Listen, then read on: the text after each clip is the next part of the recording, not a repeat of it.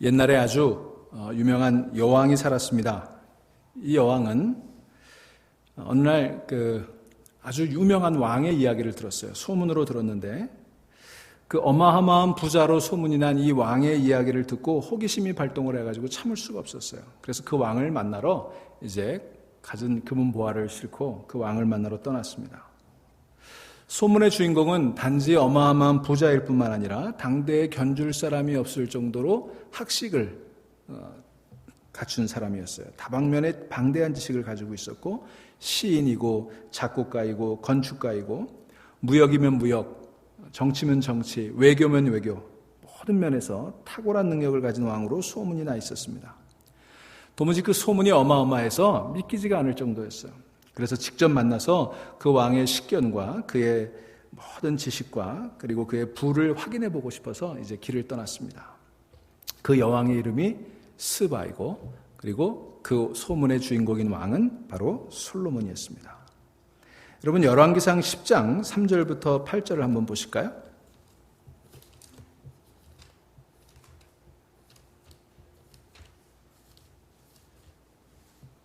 열왕기상 10장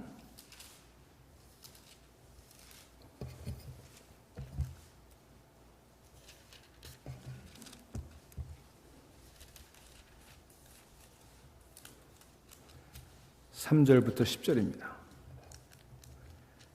우리 같이 읽습니다. 10장 3절부터 10절. 솔로몬이 그가 묻는 말에 다 대답하였으니 왕이 알지 못하며 대답하지 못한 것이 하나도 없었더라. 스바의 여왕이 솔로몬의 모든 지혜와 그 건축한 왕궁과 그 상의 식물과 그의 신하들의 좌석과 그의 시종들이 시립한 것과 그들의 관복과 술 관원들과 여호와의 성전에 올라가는 층계를 보고 크게 감동되어 왕께 말하되 내가 내 나라에서 당신의 행위와 당신의 지혜에 대하여 들은 소문이 사실이로다. 내가 그 말들을 믿지 아니하였더니 이제 와서 친히 본즉 내게 말한 것은 절반도 못되니 당신의 지혜와 복이 내가 들은 소문보다 더하도다. 복되도다 당신의 사람들이여, 복되도다 당신의 이 신하들이여, 항상 당신 앞에 서서 당신의 지혜를 들음이로다. 당신의 하나님 여호와를 송축할지로다.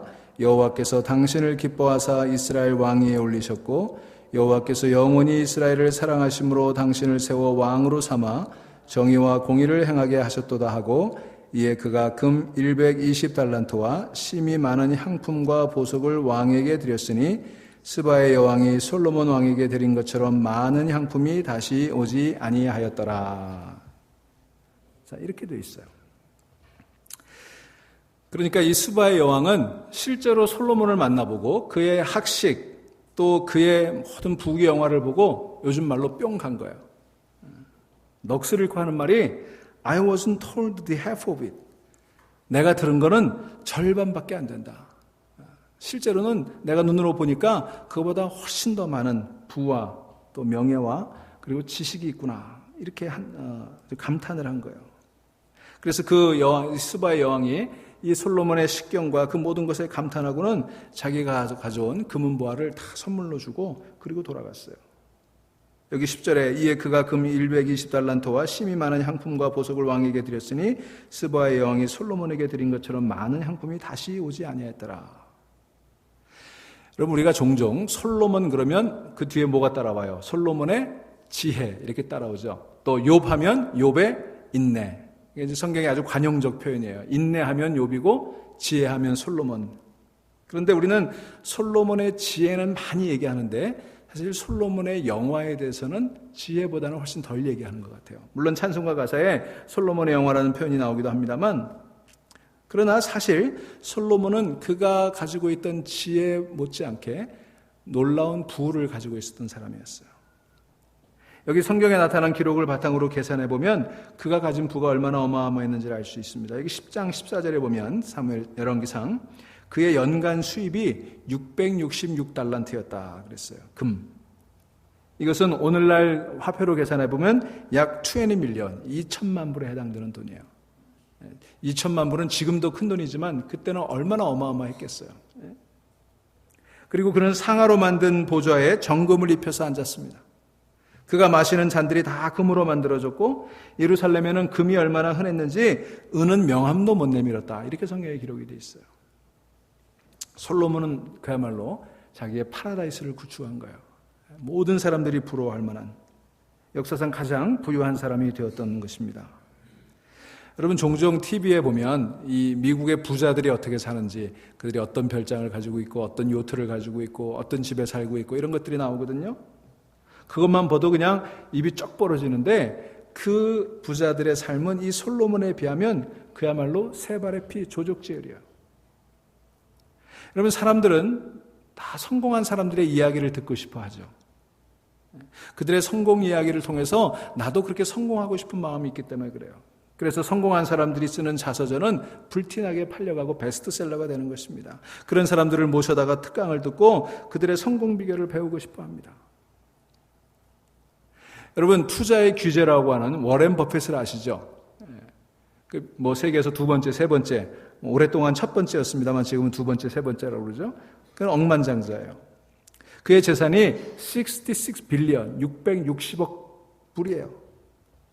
그는 부자일 뿐만 아니라 엄청난 기부를 하는 또 기부 천사로도 알려져 있는데 해마다 그가 무슨 행사를 하냐면 런치 위드 워렌 버핏이라는 행사를 해요. 그래서 이 이베이에다 광고를 내가지고 이 워렌 버핏하고 점심을 먹는데 얼마 내겠느냐 이걸 하면 많은 사람들이 이 워렌 버핏하고 점심 먹으면서 그에게 어떤 정보나 지혜를 얻고 싶어가지고 여기에 응찰을 하는데 얼마 정도의 이 사람하고 점심을 먹을 것 같아요? 금년도 2014년도에는 싱가포르 사람이 당첨이 됐는데 2.2 밀리언. 이 사람하고 점심 한번 먹는데 220만 불을 내는 거야. 2012년에는 350만 불이었대요. 그래서 지난 15년 동안 이 행사를 해왔는데 그렇게 모금한 돈이 60 밀리언, 1600만 불이에요. 이걸 이제 자선단체에 기증을 하는 거예요. 왜 그렇습니까? 성공한 사람 만나보고 싶은 거예요. 그 사람에게 비결을 얻고 싶은 거예요. 글쎄 220만 불 내고 밥 먹고 나서 220만 불 벌 수 있을런지는 잘 모르겠어요. 자, 이게 사람들 마음이잖아요. 자, 그렇다면 워렌 버핏보다 훨씬 더 워렌 버핏과는 비교할 수도 없는 어마어마한 부를 축적했던 역사상 가장 부자로 알려진 이 솔로몬은 도대체 그 부에 대해서, 그 물질과 부귀 영화에 대해서 뭐라고 얘기했는지 궁금하지 않으세요? 사람들이 궁금할 것 같아요. 근데 바로 솔로몬이 이 부에 대해서, 자기가 축적한 어마어마한 부에 대해서 얘기한 것이 그가 쓴 것으로 알려져 있는 이 전도서에 기록이 되어 있는 거예요. 자기 일기장과 같은 거거든요. 특별히 그가 이제 인생을 다 돌아보면서 쓴 일기장이기 때문에 그 속에는 굉장한 진리가 담겨 있어요.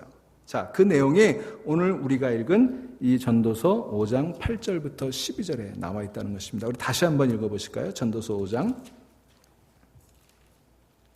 8절부터 12절, 10절부터 12절까지 읽겠습니다. 시작. 은을 사랑하는 자는 은으로 만족하지 못하고 풍요를 사랑하는 자는 소득으로 만족하지 아니하나니 이것이 또 헛되도다. 재산이 많아지면 먹는 자들도 많아지나니 그 소유주들은 눈으로 보는 것 외에 무엇이 유익하랴. 노동자는 먹는 것이 많든지 적든지 잠을 달게 자거니와 부자는 그 부요함 때문에 자지 못하느니라. 좀 뜻밖의 얘기를 하고 있어요. 우리가 기대하는 것처럼 부자가 되니까 좋더라. 부자가 꼭 되어야 된다. 이렇게 하면 부자가 될 것이다. 이렇게 하면 행복해질 것이다. 이런 얘기를 기대했는데 우리의 기대와는 전혀 다른 이런 얘기를 하고 있습니다. 이 내용을 한마디로 요약해보면 뭐예요? 재물은 헛되다라고 하는 거예요. 재물이 헛되다. 이 본문을 가만히 읽어보면 이 솔로몬이 자기가 그렇게 성공하고 부를 축적하고 나서 얻은 세 가지 결론이 있어요. 세 가지 원리가 있어요. 그게 뭐냐면 오늘 8절 9절에 나오는 학대예요. 이게 돈이 있으니까 더 가진 사람이 덜 가진 사람을 학대하더라. 두 번째는 불만족의 원리입니다. 돈으로 만족을 찾을 수 있을 줄 알았더니 돈을 가지면 가질수록 더 많이 가고 싶어서 불만족이 생기더라.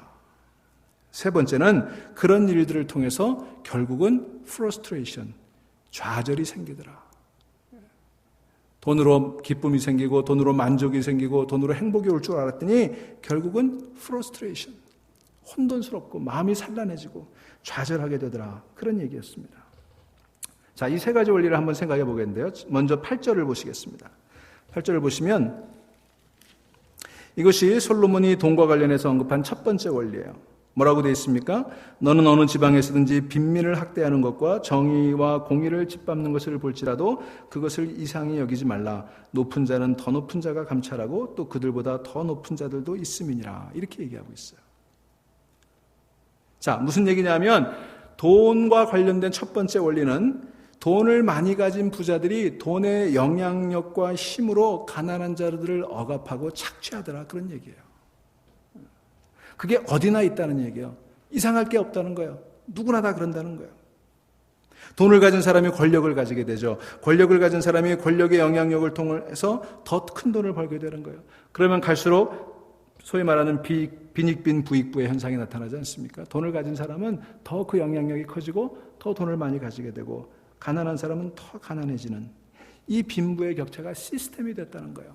오늘 우리 시대가 그런 아주 극악한 그 빈부격차의 시대가 되었습니다만, 이게 솔로몬 시대에서부터 있었던 것이고 솔로몬이 발견한 결론이었어요. 흥미로운 얘기를 하지 않습니까? 높은 자는 더 높은 자가 감찰하고. 무슨 얘기예요? 내가 돈 많이 가져봐도 더 가진 놈이 내 것도 빼앗아 먹고, 또 그 놈은 더 많이 가진 놈이 빼앗아 먹더라. 이게 구조화됐다는 얘기예요. 이게 솔로몬이 이 재물과 관련해서 발견한 첫 번째 원리입니다. 자, 두 번째 원리가 뭐죠? 바로 불만족이라는 거예요. dissatisfaction. 10절을 보시기 바랍니다. 같이 읽습니다. 은을 사랑하는 자는 은으로 만족치 못하고 풍요를 사랑하는 자는 소득으로 만족하지 아니하나니 이것도 헛되도다. 여기 우리말 성경에는 은이라고 번역을 했습니다만 영어 번역에는 그냥 money라고 얘기했어요. 그런데 주목해야 될 것은 솔로몬이 돈을 가진 자라고 하지 않고 뭐라고 그랬어요? 돈을 사랑하는 자라고 얘기했어요. 여기 love라고 하는 표현을 쓰고 있어요. 여러분, 실제로 성경은 돈 그 자체에 대해서 그것을 불의하다거나 더럽다라고 하거나 그렇게 얘기하지 않아요. 돈 그 자체에 대해서는 성경은 중립적으로 얘기하고 있어요. 가치 중립을 표명하고 있습니다. 근데 성경이 문제를 제기하는 건 뭐예요? 돈을 사랑하는 것. 돈을 사랑하는 것. 바로 탐욕을 얘기하고 있는 거예요. 우리가 돈을 사랑하게 되면 그것이 더럽고 그것이 불의하게 된다는 거예요. 더 많이 가지려고 하는 욕심이 문제라고 하는 것입니다. 이 탐욕은요, 결코 만족함이 없다고 하는 거예요. 1987년에 만들어진 올리버 스톤 감독의 월스트리트라는 영화가 있어요. 그 영화에 보면 피도 눈물도 없는 투자의 귀재였던 골든 게코라고 하는 그 주인공이 등장을 하게 되는데, 마이클 더글라스라고 하는 배우가 아주 열연을 했죠. 그는 월스트리트, 미국 증권가의 기업 사냥꾼이에요. 그래서 온갖 이 권모술수를 통해서 기업을 싼 값에 사들이고 비싼 값에 파는 그런 기업 사냥꾼이었는데, 그가 이제 텔다 페이퍼 컴퍼니라고 하는 이 회사를 사들이려고 하는 거예요. 그래서 그 회사의 주주들을 모아놓고 연설을 하는데, 그가 탐욕에 대해서 이런 연설을 합니다. 신사숙녀 여러분, 내 말의 요지는 탐욕은 좋은 것이다 라는 것입니다. 더 알맞은 단어를 찾을 수가 없군요. 탐욕은 옳습니다. 탐욕은 효력이 있습니다.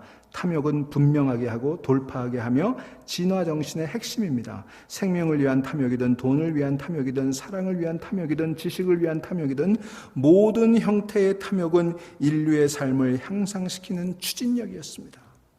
그리고 내 말을 명심하십시오. 탐욕은 텔다 종이회사를 구할 뿐만 아니라 미국이라는 거대한 회사까지 구할 것입니다. 이게 그가 행한 연설이에요. 사실 이 대사는 이 시나리오 작가가 창작한 것은 아니고 이미 오래전에 이 UC 버클리라는 대학에서 이 전설적인 투자가였던 이반 베스키라고 하는 사람이 행했던 연설에서 따온 내용이에요. 그가 그런 연설을 했던 거예요. 그런데 여러분, 이건 영화에 나오는 대사일 뿐만 아니라 오늘 우리 시대를 관통하고 있는 이 시대의 철학이에요. 사람들이 이 철학을 가지고 살아가는 거예요. 이게 신념이 되었어요. 여러분, 월스트리트 가보시면, 이게 뉴욕에 가시면 월스트리트 입구에 뭐가 있어요? 그 월스트리트 상징이 뭐죠? 소의 동상이 이렇게 있죠. 소의 동상이. 그 사람들이 거기 가서 다 사진을 찍고 그러는데, 제가 그것을 보는 순간 뭐가 떠올랐겠어요? 예, 황금송아지. 이스라엘이 만들었던 그 황금송아지가 생각나는 거예요. 모든 미국의 똑똑하다는 젊은이들이 월스트리트에서 일하는 것을 꿈으로 삼고 있습니다만, 그래서 이 월스트리트의 가치, 탐욕을 끊임없이 미워하고 탐욕이 이 세상을 더 발전된 사회로 이끌 것이라는 믿음을 가지고 살아가고 있지만 여러분 정말 탐욕이 좋은 것입니까? 진실은 그렇지 않습니다. 여러분 디모데전서 6장에 보면 돈을 사랑하는 것이 일만하게 근원이다. 그렇게 얘기하고 있어요.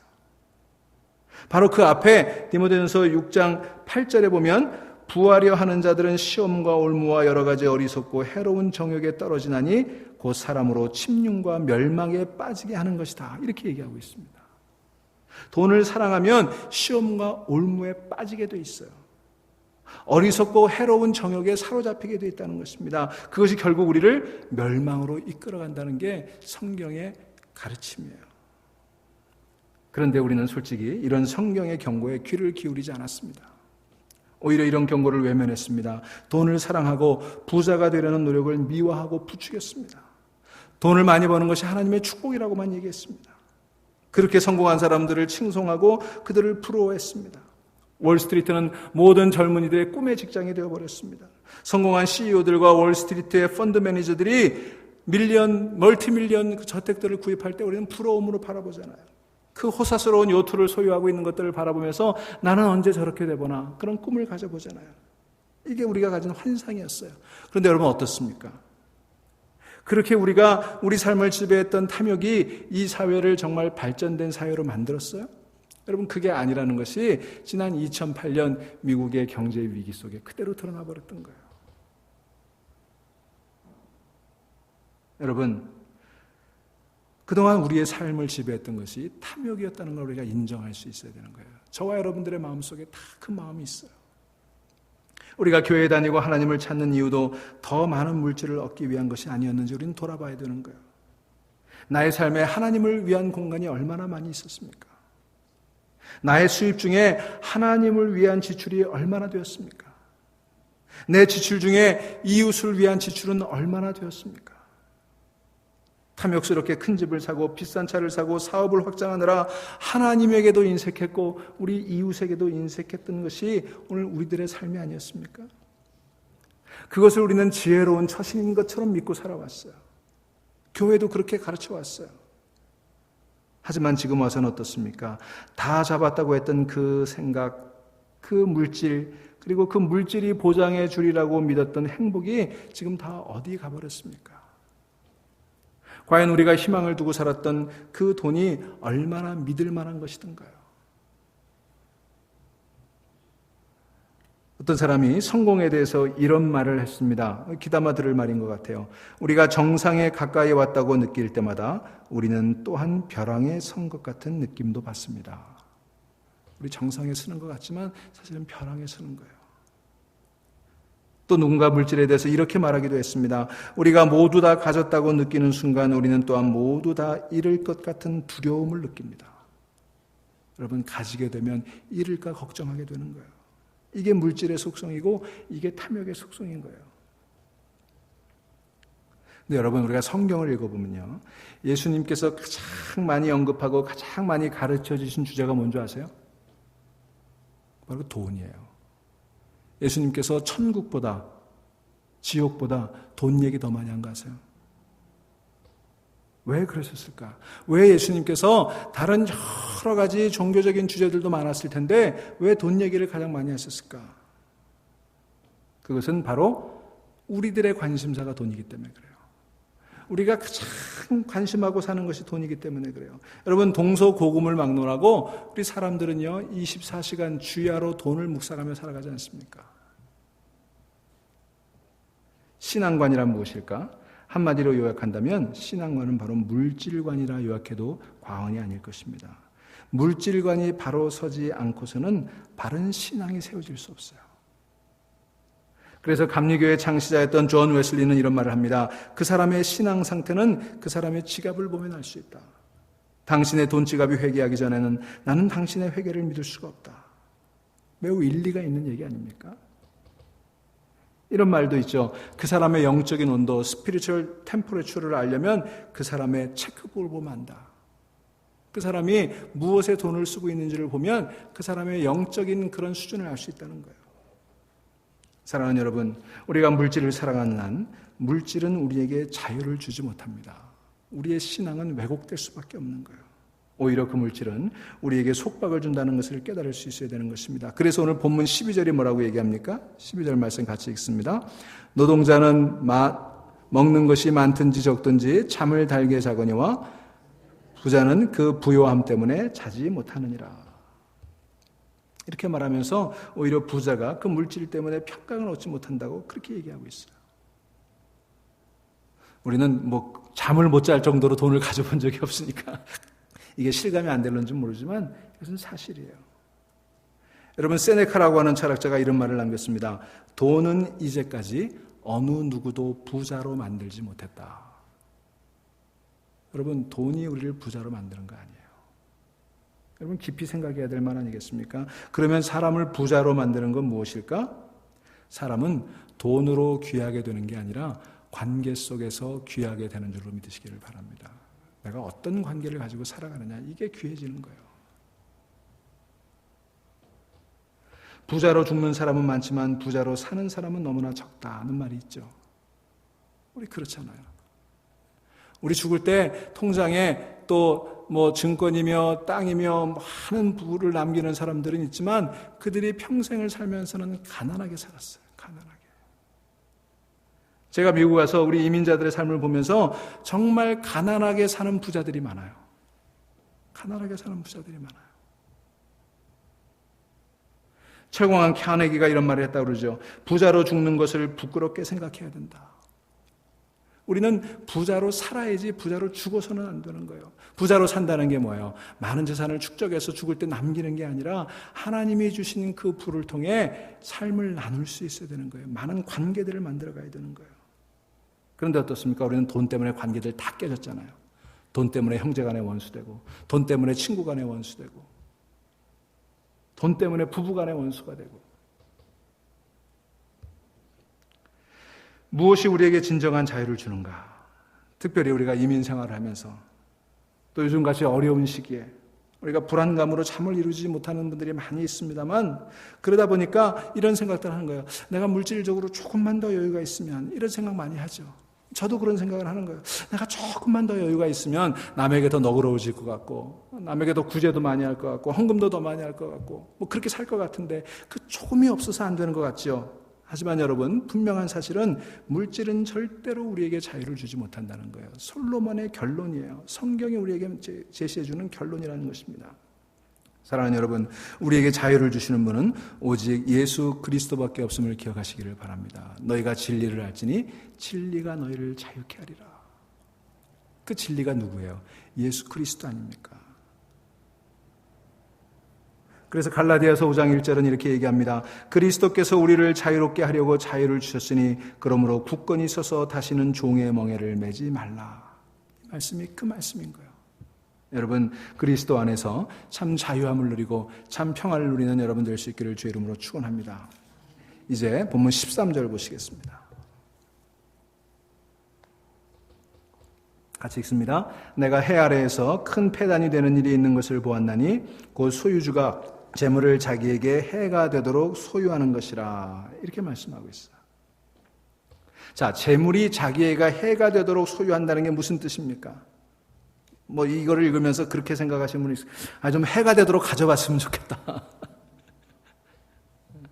이게 무슨 뜻이냐면요. 그것은 내가 가진 물질이 많고 적음의 문제가 아니라 그 물질에 대해서 내가 소유주라는 생각을 가지게 될 때, 내가 그것을 소유했다는 생각을 가지게 될 때 그것이 나에게 해가 된다는 뜻이에요. 내가 그 물질의 주인이라고 생각하는 순간 그것이 나에게 해가 된다는 것입니다. 그래서 여러분, 우리가 물질에 대해서 가져야 되는 가장 바른 의식은 뭐냐면 내가 소유주가 아니라 청직이라는 의식이에요. 스튜어드십의 의식이 있어야 되는 것입니다. 내가 그것을 소유해서는 안 되는 거예요. 그것을 맡아 관리하는 스튜어드예요. 청직이에요. 그 소유는 누구에게 있어요? 하나님께 있는 것입니다. 하나님이 내게 맡겨주신 거예요. 여러분, 이런 의식을 갖지 않으면 그 물질이 우리에게 해가 되는 거예요. 내 건강을 해치고 내 관계를 깨트리고 내 마음의 평안을 빼앗아가는 거예요. 여러분, 하나님께서 우리에게 주신 물질은 다른 사람을 섬기라고 주신 것이지 내 소유로 만들라고 주신 게 아님을 우리가 기억해야 됩니다. 이걸 우리가 청지기 의식이라고 그러는 거죠. 사랑하는 여러분, 물질에 대해 소유의식이 아니라 청지의식을 갖는 저와 여러분들이 될 수 있기를 간절히 소망합니다. 자, 이어서 15절 말씀 보시기 바랍니다. 또 뭐라고 얘기합니까? 그가 모태에서 벌거벗고 나왔은즉 그가 나온 대로 돌아가고 수고하여 얻은 것을 아무것도 자기 손에 가지고 가지 못하리니. 우리 공술의 공수거라고 그러죠. 여러분 가지고 갈 수 있으세요? 여러분 우리는 아무것도 가져가지 못합니다. 다 남기고 가는 거예요. 여러분 제가 언젠가 억만장자 하워드 휴즈의 얘기를 들려드렸죠? 그 억만장자 하워드 휴즈가 죽었을 때 사람들은 도대체 그가 얼마만큼의 유산을 남겼을까 궁금했어요. 그래서 그의 이 유서가 공개될 때 그의 비서가 기자들에게 말했습니다. 이제 기자들이 물어보는 거예요. 그가 얼마나 남겼습니까? 그러자 그 비서가 빙그레 웃으며 이렇게 대답했습니다. Everything. Everything. 다 남긴 거예요. 다 남긴 거예요. 하나도 가져가지 못했어요. 여러분, 저도 여러분도 많이 가졌든 못 가졌든 다 놓고 가는 거예요. 하나도 가져가지 못합니다. 여러분, 청산병 시인이라고 아시죠?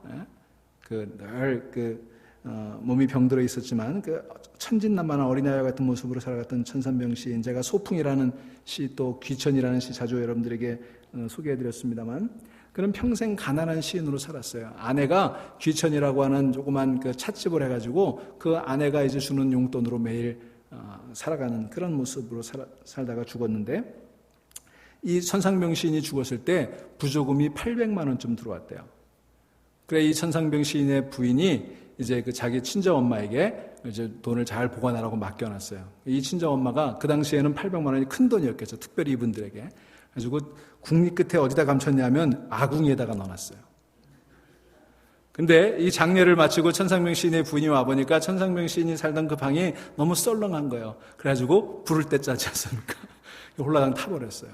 다행히 돈 묶음으로 이렇게 있어가지고 한국은행에 가져갔더니 한국은행에서 그 중에 이렇게 좀 식별이 가능한 부분만큼 돈을 돌려줬답니다. 그 액수가 400만 원이었어요. 그러니까 400만 원 없어지고 400만 원 남은 거예요. 이 천상병 시인을 평소에 아끼던 그 많은 사람들이 그래서 뭐라고 얘기했냐면, 아이고 천상병이 죽으면서 400만 원 노잣돈 가져갔구나. 그래요. 우리 다 남기고 가는 거예요. 가져간다면 기껏해야 400만 원 가지고 가는 거예요.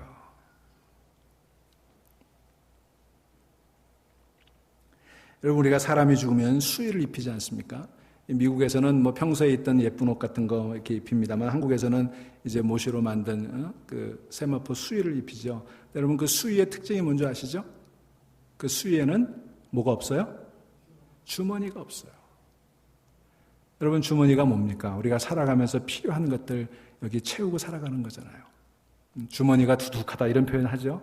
여러분, 주머니가 두둑하면 어깨가 으쓱해지고 주머니가 썰렁해지면 괜히 기가 죽고 그러지 않습니까? 근데 여러분, 우리가 죽으면 주머니가 필요 없는 거예요. 뭘 말합니까? 물질이 필요 없다는 거예요. 다 놓고 간다는 거예요. 누가복음에 나오는 어리석은 부자의 이야기를 여러분들 알지 않습니까? 그가 얻은 소득을 주체할 수가 없어서 그는 고민 끝에 더 큰 창고를 짓고 또 더 큰 창고를 짓고 거기에 가득 그 소출을 채워놓고 그가 뭐라고 얘기합니까? 내 영혼아, 이제 편안히 즐기자. 그런데 성경은 그를 가리켜 어리석은 자라고 얘기합니다. 여러분, 어리석은 자예요. 그러면서 뭐라고 얘기합니까? 바로 오늘 밤, this very night, 내가 내 영혼을 도로 찾으리니 내가 예비한 것이 네 것이 되겠느냐. 여러분, 내 거 아니에요. 내 생명 도로 찾아가신다 그랬어요. 도로 찾는다. 누구 거예요? 하나님 거죠. 내 생명도 내 것 아니고 내가 소유한 물질도 내 것 아니라는 거예요. 하나님이 도로 찾아가시는 날이 오는 거예요. 여러분, 우리가 세상에서 많이 쌓고 땅 따먹게 하던 많은 것들을 축적했지만 어둠이 내리고 저녁이 되면 우리 다 놓고 집으로 가는 거예요. 그러니 우리는 어디에 우리의 재물을 쌓아 놓아 두어야 하는지 잘 생각해야 되는 거예요. 여러분은 재물을 어디에 쌓아 두시겠습니까? 여러분, 마가복음 5장에 보시면 아주 흥미로운 기사가 하나 나오는데, 예수님께서 거라사 지방을 가시다가 거기 귀신 들린 사람을 구원해 주신 얘기가 나와요. 여러분 기억하시죠? 그때 그 귀신을 내쫓아서 그 귀신들이 어디에 들어갔습니까? 돼지떼에 들어갔죠. 그래서 그 귀신이 돼지떼에 들어가서 그 돼지떼들이 물속으로 뛰어들어가지고 몇 마리의 돼지가 죽었어요? 2,000마리의 돼지가 죽었어요.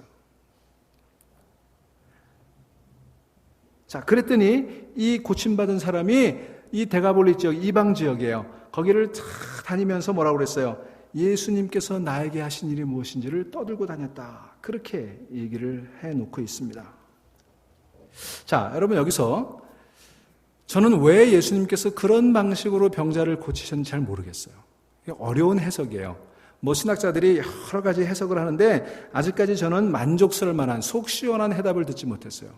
뭐 그게 이방 지역이기 때문에 뭐 유대인들이 이방에 돼지를 싫어하고 뭐 여러 이런 예석들을 하는데 그게 별로 이렇게 설득력이 없어 보여요. 그러니까 왜 그런 방식으로 하셨는지 잘 모르겠어요.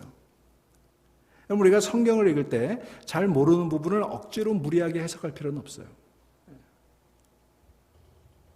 그런데 제가 한 가지 생각하는 것은 자, 왜 예수님께서 그런 방식으로 하셨는지는 잘 이해할 수 없지만 그러나 이 귀신 들렸던 사람에게 그 사건은 어떤 의미가 있을까는 생각해 봤어요. 마가복음 5장 20절이 그 부분에서 이렇게 얘기하고 있습니다. 그가 가서 예수께서 자기에게 어떻게 큰 일을 행하셨는지를 데가볼리 사람에게 전하니 모든 사람이 놀랍게 여기더라. 이렇게 기록하고 있습니다. 그러니까 이 사람이 데가볼리 전역을 다니면서 What Jesus has done for me, 예수님께서 나를 위해 하신 일이 어떤 것인지를 떠들고 다녔다는 거예요. 여러분, 이 사건은요, 적어도 그 거라사 지방에 귀신 들렸던 그 사람에게는 무엇을 의미합니까? 자기 한 사람이 적어도 돼지 2,000마리보다는 소중했다는 거예요. 예수님께서 그 한 영혼을 구원하시기 위해 돼지 2,000마리가 물에 빠져 죽는 것을 개념치 않으셨다는 거예요. 과연 예수님께서 그렇게 하신 행동이 옳으냐 그러냐 뭐 신학적으로 논쟁하는 것들은 뭐 할 수 있을런지 모르지만 그러나 적어도 이 사람에겐 그랬어요. 예수님이 나를 돼지 2,000마리를 죽이고서라도 구원해 주실 만한 그런 영혼으로 나를 이해해 주셨구나. 그는 살아가면서 그 생각을 늘 하지 않았겠습니까? 그래서 그는 여러 군데 다니면서 만나는 사람들마다 What Jesus has done for me, 예수님께서 내게 어떤 일을 해주셨는지를 증거하고 다녔던 거예요. 그 마을 사람들은 귀신 들린 자기를 천대하고 거들떠보지도 않고 돼지 한 마리보다도 하찮게 여겼는데 예수님께서는 그런 자기를 돼지 2,000마리보다 귀하게 여겨주셨다. 그렇게 구원해 주셨다. 나는 그렇게 소중한 존재로구나. 여러분, 이것보다 더 큰 은혜가 어디 있겠어요? 저는 이것을 생각하면서 저와 여러분들에게, 저 자신과 여러분들에게 묻고 싶습니다. 우리는 과연 한 영혼을 구원하는 일을 위해 무엇을 투자하고 있습니까? 나는 과연 돼지 2,000마리를 희생시키고서라도 한 영혼을 구할 마음의 준비가 되어 있습니까? 아니 2,000마리는 아니더라도 돼지 2마리라도 희생할 마음의 준비가 있습니까? 더 나아가서 한번 생각해 보시죠. 우리 주님께서는, 우리 예수님께서는 저와 여러분을 구원하시기 위해 무엇을 들이셨습니까? 우리 예수님은 돼지 2,000마리 정도가 아니라 당신을 들이셨어요. 십자가에 다 들이셨어요. 그 예수 그리스도의 보배로운 피, 그 십자가의 고귀한 희생을 통해 우리에게 구원이 선물로 주어진 것임을 믿으실 수 있기를 간절히 바랍니다. 여러분, 혹시 라이언 일병 구하기라는 영화를 보신 분들이 있으실 거예요. 영화가 좀 전쟁 장면이 좀 잔인해서 좀 논란의 여진이 있습니다만 참 좋은 영화입니다. 그런데 그 영화 제가 그 얘기를 다 소개할 수는 없고 2차 대전 때 라이언 일병이라고 하는 사람을 구하기 위해서 8명의 특공대가 투입이 돼요. 왜냐하면 이 라이언 일병의 그 형제들이 4명이가 있었는데 그 형제들이 다 전투에 참가했다가 다 죽었던 거예요. 이 라이언 일병까지도 죽으면 안 되겠다. 이 군 수뇌부가 그렇게 판단을 하고 이 라이언 일병만은 살리자. 그래서 이 8명의 밀러 대위를 통해서 8명의 특공대가 이제 구하러 가지 않습니까?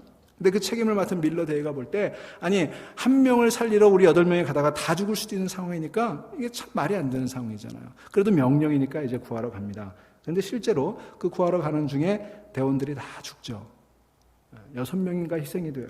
그래서 이제 밀러 대위가 그 천신만고 끝에 라이언 일병을 구하러 갔어요. 그 얘기를 해주니까 이 라이언 일병이 뭐라고 그래요?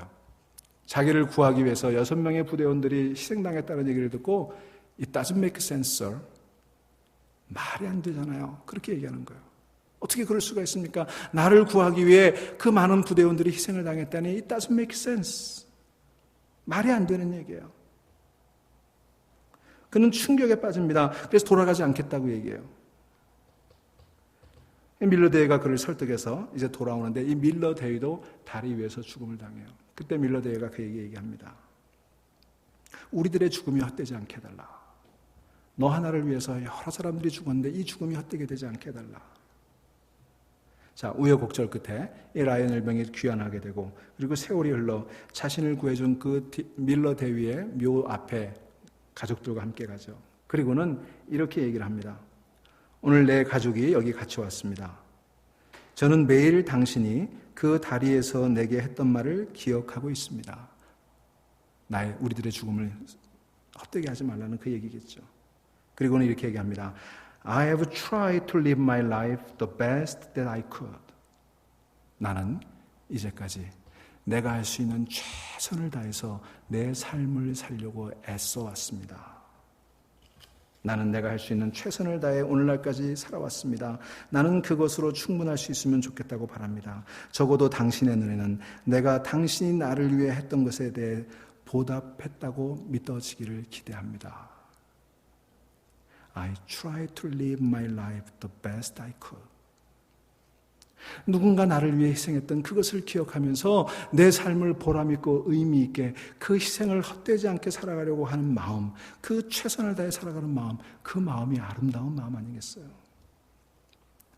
그랬다면 여러분, 이렇게 나를 위해 희생한 동료들을 위해서 내가 살 수 있는 최선의 삶을 살아왔다고 고백하는 이 라이언 일병처럼 예수 그리스도께서 나를 위해 십자가에서 밀러 대위는 다리 위에서 죽음을 당했다면 예수 그리스도께서는 나를 위해서 십자가에서 죽으시며 나에게 남기신 말씀들을 우리가 기억하며 살아야 되지 않겠습니까? 그 말씀을 기억하고 살 때 우리 어떻게 살아야 되겠어요?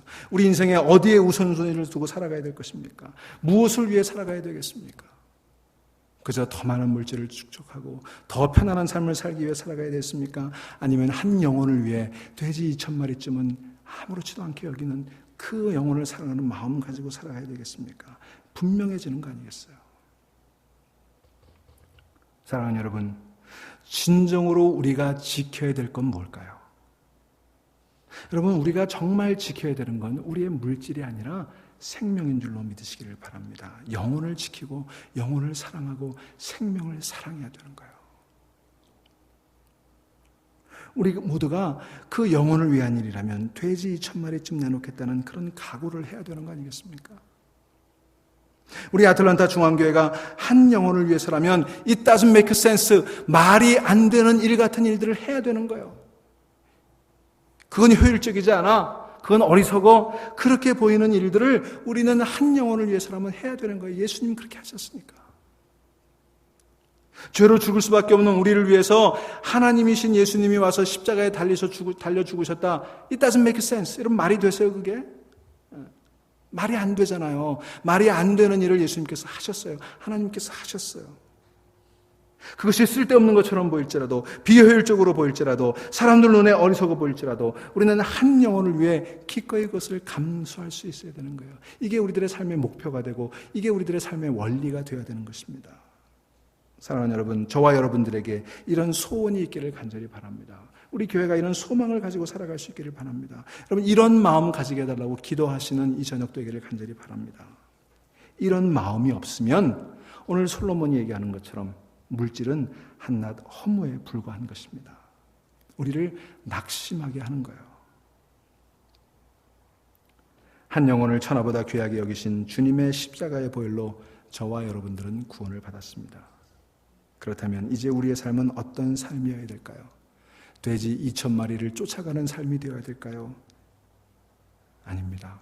그런 삶은 결코 우리를 자유하게 하지 못하고 돼지 2,000마리로는 우리 삶이 행복해질 수가 없습니다. 그것은 우리를 허무에 빠지게 할 뿐이에요. 자, 결론. 그렇다면 어떻게 해야 될까? 우리 19절 말씀 보겠습니다. 솔로몬이 물질에 관한 그의 결론을 19절에서 이렇게 얘기합니다. 같이 읽습니다. 또한 어떤 사람에게든지 하나님이 재물과 부요를 그에게 주사 능히 누리게 하시며 제 몫을 받아 수고하게 함으로 즐거워하게 하신 것은 하나님의 선물이라. 아멘. 바로 이 의식을 가져야 돼요. 우리가 가지고 누리는 모든 것들, 우리의 생명도, 우리의 물질도, 우리의 재능도, 우리의 시간도, 우리의 가족도 다 뭐예요? 하나님의 선물이다. 내가 한 거 아니에요. 내가 잘나서, 내가 똑똑해서, 내가 피땀 흘려서 얻은 거 아니에요. 우리가 물질을 생각할 때 무슨 생각 가집니까? 이거 내가 어떻게 모은 건데? 이거 내가 어떻게 얻은 건데? 자존심도 팔고, 양심도 팔아먹고, 인정사정 볼 것 없이 모은 이건데, 우리 이런 생각 가지잖아요. 아니, 하나님의 선물이에요. 하나님의 선물. 사랑하는 여러분, 우리가 받아 누리는 모든 것들 하나님의 선물임을 깨달아 하시기를 바랍니다. 내가 얻어서 벌거나 내가 이룬 것이 아니고 하나님의 선물이에요. 구원도 하나님의 선물이에요. 물질도 하나님의 선물이에요. 이런 의식을 가질 때 우리가 그것을 비로소 즐길 수 있게 된다는 거예요. 그게 솔로몬이 얻은 마지막 결론이고 오늘 성경이 우리들에게 주시는 결론 아니겠습니까? 그 물질은 내 소유가 아니라, 나는 소유주가 아니라, 나는 오너가 아니라 나는 스튜어드다. 나는 청직이다. 여러분, 제가 마지막으로 여러분들에게 부자가 되는 비결을 알려드리겠습니다. 잘 들으세요. 워렌 버핏은 아니지만 마태복음 6장 33절의 말씀, 먼저 그의 나라와 그의 의를 구하라. 그리하면 이 모든 것을 너희에게 더하시리라. 이 모든 것을 더하시리라. 오늘 이 메시지 마음에 새기며 정말 참된 부자로 살아가는 여러분들 되시기를 소망합니다. 기도하시겠습니다.